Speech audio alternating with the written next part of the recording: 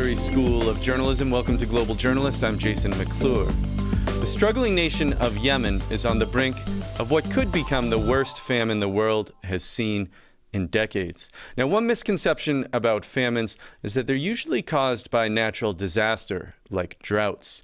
In fact, they're nearly always caused by humans. And Yemen's crisis is no different. The country's economy has collapsed amid a 3-year-old civil war involving a Saudi-led coalition backed by the U.S. and a militia from northern Yemen called the Houthis, who have received aid from Iran.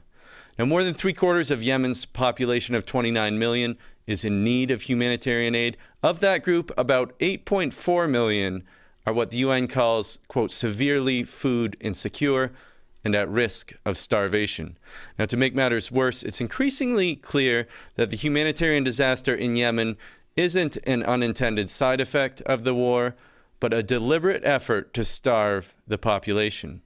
On this edition of Global Journalist, a closer look at the 3-year-old crisis in Yemen and why more isn't being done to end the world's worst humanitarian disaster. We're going to hear a number of different perspectives on this, but to start, we're joined by Jane Ferguson, a special correspondent for the PBS NewsHour. She joins us from Istanbul, Turkey, but she was in Yemen just a few months ago and was able to get into parts of the country normally off limits to journalists. Jane, welcome.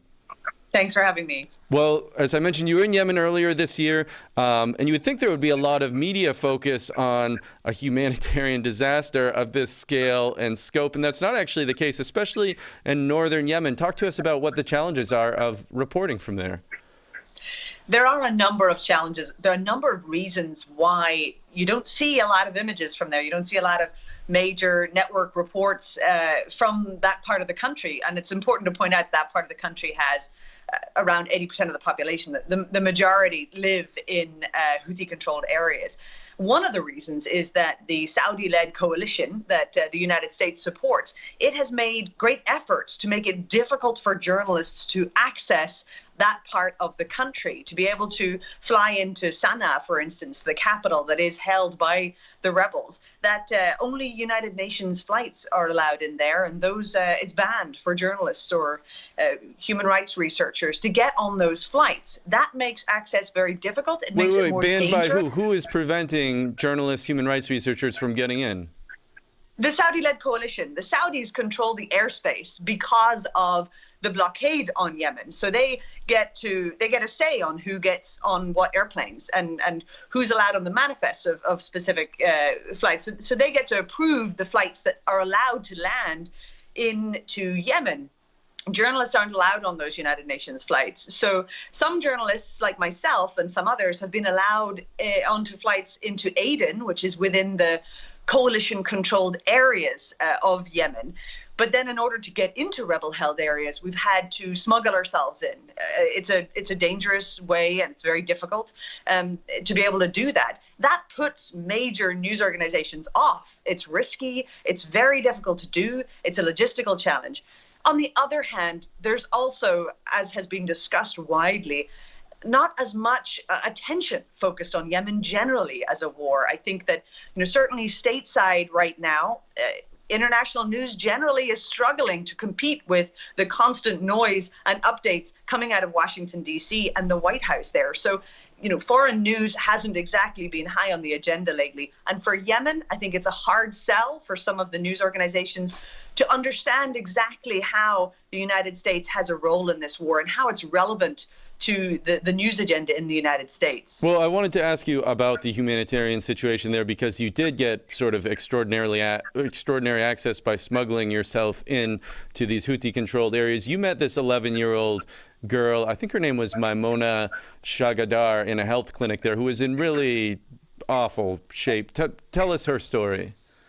Sure. We were in an area called Hadja, which is just about northwest of Sana'a, about 4 or 5 hours drive up into the mountains. It's a very rural area.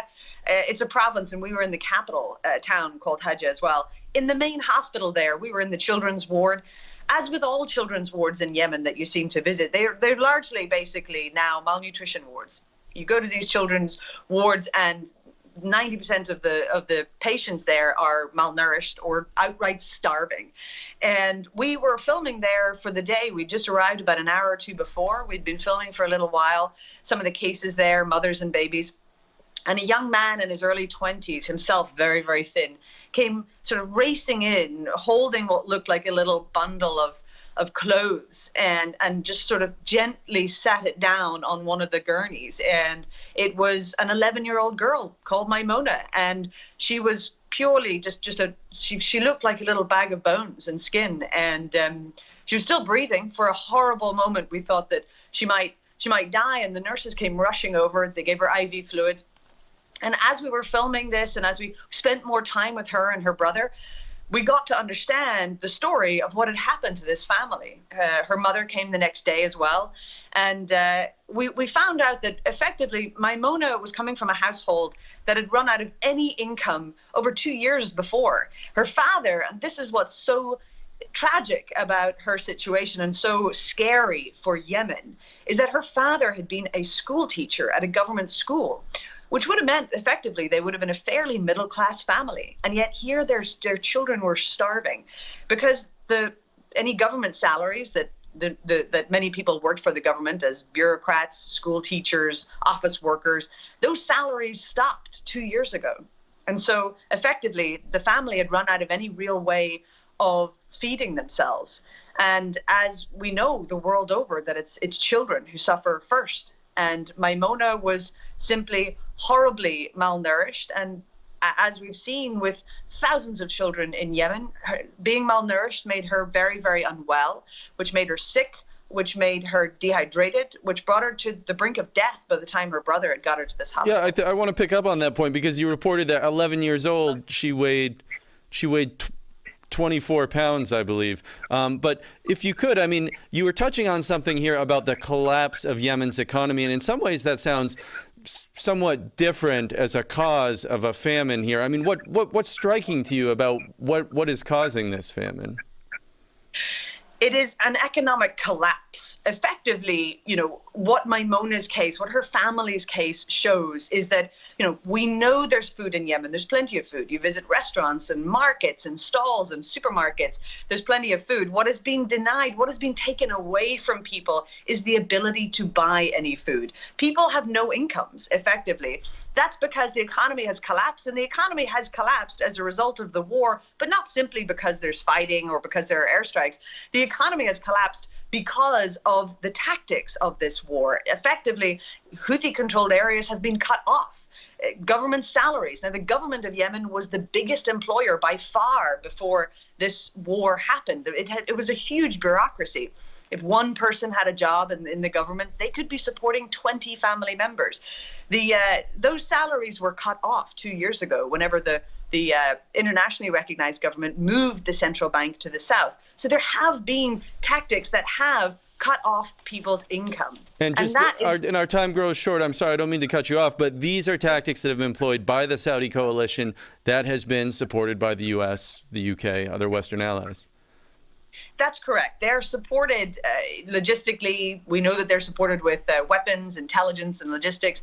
And yes, so there has been an attempt to really try to crush economically as well the area that the Houthis control in Yemen. And unfortunately, tragically, one of the side effects is that people go without any income, and therefore they go without food. Well, Jane Ferguson, thanks so much for joining us. Thank you. This is Global Journalist. On today's program, a closer look at Yemen, home of the world's worst humanitarian disaster. We just heard from Jane Ferguson, a special correspondent for the PBS NewsHour, reporting about the situation in that country. Now, for another perspective, we're going to bring in someone who is on the ground in Yemen now. Joining us from the Houthi rebel-controlled capital Sana'a is Johan Moy. He's the Yemen country director for CARE, one of the 8 organizations responsible for distributing humanitarian relief. Johan, welcome. Thank you. Well, you have worked for 8 organizations for many years. How does the situation in Yemen now compare with other places where you've worked? It is the magnitude of the problem. We're talking about millions of people who are food insecure, that need to be fed. And I've worked in places like Iraq and East Africa, and you talk about hundreds of thousands. But here we're talking about millions, and it is an incredible disaster really happening, and it's been getting worse over the last 2 years, 3 years, and we're not seeing the end of it. So we're all trying to scale up our efforts to reach out to more people. And you mentioned the 8 million people that are in need of food. CARE is supporting about 1 million of them. Others are doing their best, but the problem only gets worse as the conflict continues. Well, what is the situation where you are now in Sana'a? Do you see malnourished people walking about on the street? Jane Ferguson mentioned that there is food in the country. Yeah, it's amazing what is happening in this country that has been it's not been a rich country, but for a long time, many Yemeni were working abroad and were sending their income back to Yemen, and the Yemeni were able to import food where needed. So you could say there is food, but there is no money. So one of our main interventions is really cash distributions. We give families that we've selected because of their conditions, and we provide them with money up to $100 a month to feed their family. And with that money, they are able to get and buy food in the market. And so it sounds like then people can purchase food because food is there, but they literally have no income because there are no jobs. Yemen has been sealed off. These people who were working in Saudi Arabia and other countries have all been sent home or are no longer able to remit their earnings back to Yemen, it sounds like. But talk to us just about the situation where you are. How close is the fighting or the aerial bombardment to where you are in Sana'a? Well, we've had a lot of airstrikes here in Sana'a. It has calmed down a bit. Because of the fighting in Houthis, the coalition is trying to capture one of the major cities on the west coast, on the Red Sea. And the specifics about this place is that it has a big port, and about 74% of the imports into the country come through that port. And this is the port city of Houthis. Exactly, and previously with at least 600,000 people living in the city, I think maybe half of the population has already fled, and there has been heavy fighting over this last week for the coalition to kind of capture the city, but I think also capture the port.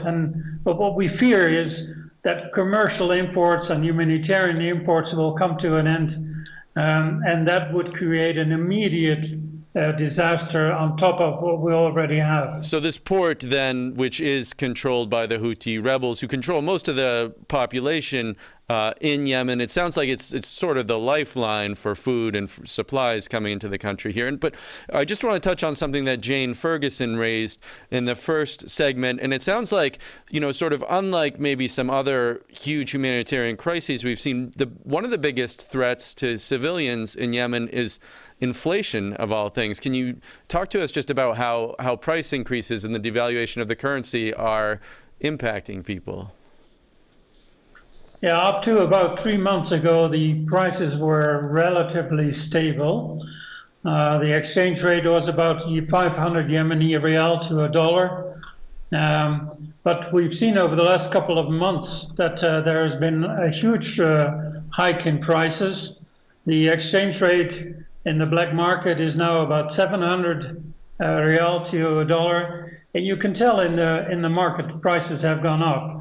And as Jane said, there is no money in this country. There's very little. So as soon as prices go up and people don't have access to dollars or international money and just Yemeni money, it's far less. The worth is far less, and people suffer. Now, you won't see any dying people in the streets. But people are getting more and more vulnerable. They die in their homes. And I visited the hospital, saw similar images of what we've seen before is people are malnourished and people die in the hospitals or die at home because people cannot afford. And I think even the exchange rate is part of, a scheme to influence the situation in Yemen. Well, Johan Moy, our time grows very short here, but is there just one thing that could help alleviate the situation in Yemen? What could people in America, somewhere else, do to help? Well, I've been, and with me, a lot of other NGOs have been saying the fighting needs to stop. There needs to be some kind of a ceasefire, a halt in the fighting, so that there is time to negotiate. And Yemeni tell me if this would be a Yemeni fight only, they would find a solution. The situation has become complex because of the intervention of the Saudis and the Emiratis, the Americans, the Iranians. But we need, the population needs some rest and some time. So let the fighting stop and let foreign nations who are befriended with those who fight use their influence and their friendship, you can call it like that, let them use that to bring a stop to the fighting. Well, Johan, tell us if you would, I mean, is there a story of a family or some people that you think maybe sort of describe or give a picture of the scope or the causes of this famine or humanitarian crisis? As humanitarian workers, we have access to most areas in Yemen. And so once in a while I travel up country. A couple of weeks ago, I went to a place called Amran, which is northwest of Sana'a. And I went to a group of people who had fled Houthis recently. And actually, they had been fleeing for the last couple of years from one place to the next. But because of the fighting in Houthis, they had to flee again. Ended up in Amran, found a piece of land where they were hoping to be for a while, but they were told by the authorities to leave there. Now, it was incredible. I mean, I've seen people in my life who have been suffering, but these people, they had nothing left. And they were squatting on this piece of land. Care was not allowed to dig pit latrines for these people. We were allowed to put a large container with drinking water there, but nobody really wanted these people in the middle of town, which to some extent you can understand. But they offered these people a piece of land on top of a graveyard in the same town. And I mean, can it get any worse than you have to flee for your life, and hundreds of thousands of people had to move. You come to a city, and then you're pushed away again to a graveyard. I mean, it doesn't get any worse. And these people were showing me their children, and one of the men took his child up by the leg. I thought it was a terrible sight, but and while he did that, he undressed the child, and just to show that the child was malnourished. And I saw people with big blisters and scars, and it was a truly sad story. And it's really the story of Yemen, where people are being pushed out of their homes for so long, because the war isn't static.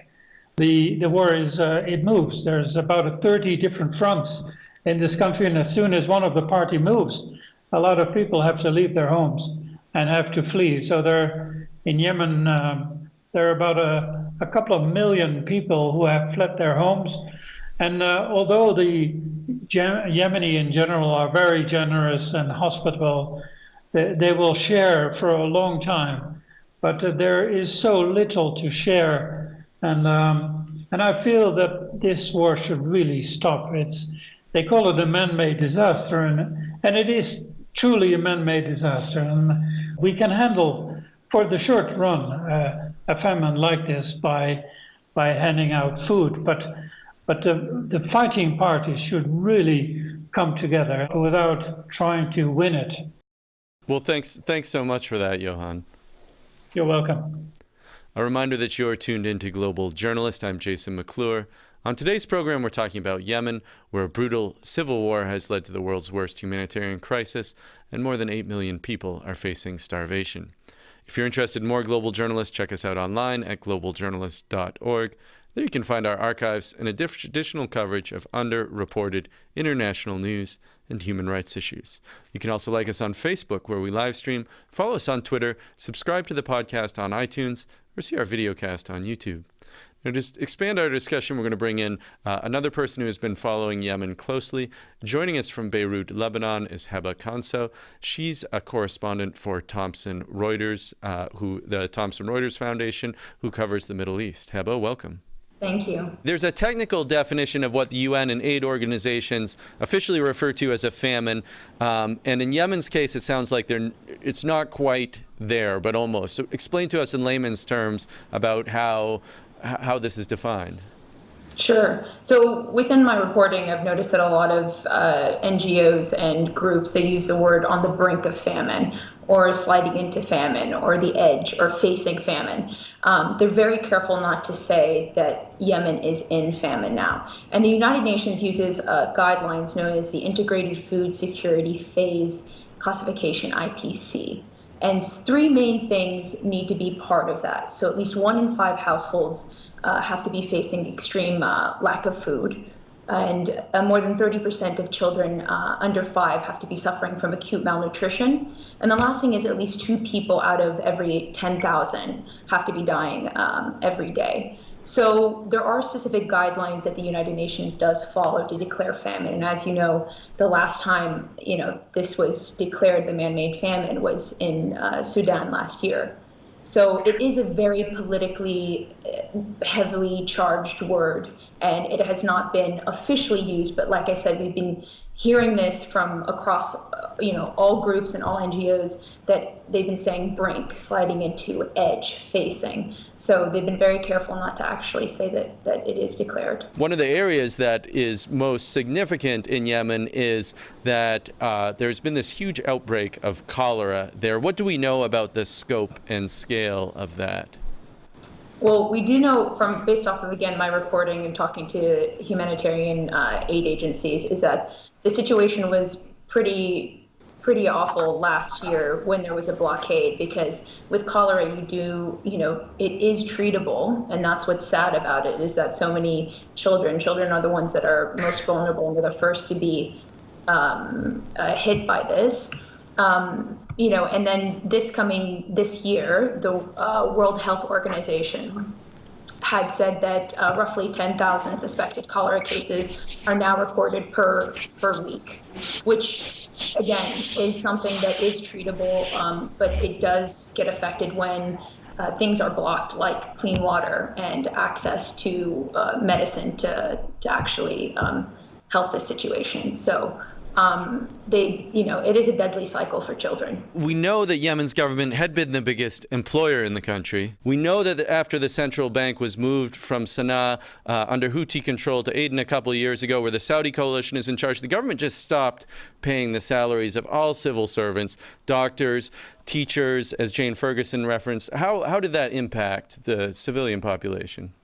Yeah, you're right. Jane did mention that. When actually more recently, the head of the Norwegian Refugee Council had made a plea to British lawmakers to actually create a fund to pay some of these teachers and doctors that haven't been paid, like what Jane said, up to 2 years, which is pretty severe. And so a lot of these people ended up leaving their posts. And that obviously contributes to the health sector within the country. It contributes to the education sector within the country.